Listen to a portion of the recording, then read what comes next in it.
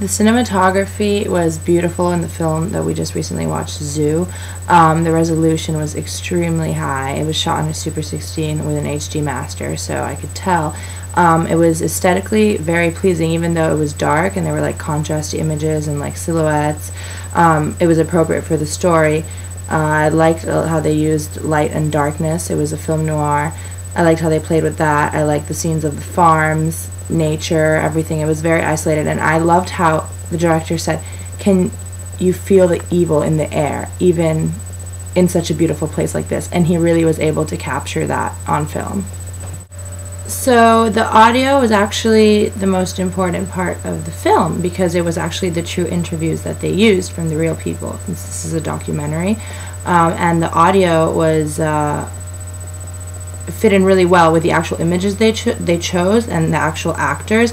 I think it's an incredible visual gift to tell a story using audio and then putting the images to it. I mean, it's so difficult, and they did a great job because it really fit in well together. So basically they had a recorded script of interviews from the real people who that went for 1 hour, and then after they had to place the images that fit in with what they were saying, which seems like an extremely difficult task, but they handled it very well and it worked successfully.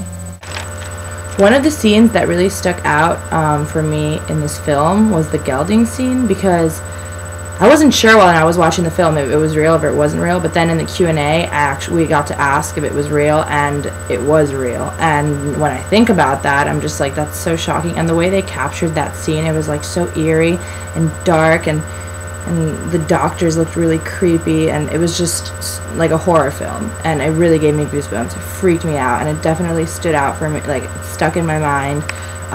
So I think they shot that really well, and just the thought that it's a real scene and they actually witnessed that. They got called up and said, you want to come see this? We're doing this today. And they're like, okay. And the fact that they sat through that and saw that and filmed it and captured it in that such a way, just like, ooh.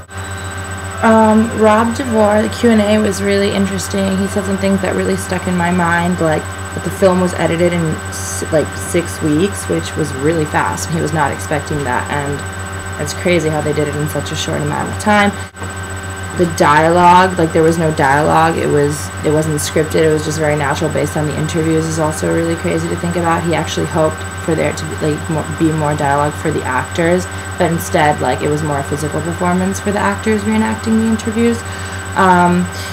Another thing I thought was crazy was what he said he had to take out of the film. I mean, this is a hard film to shoot, there's going to be a lot of negative reaction, especially coming from the people that are living in these farms and like the horse lovers.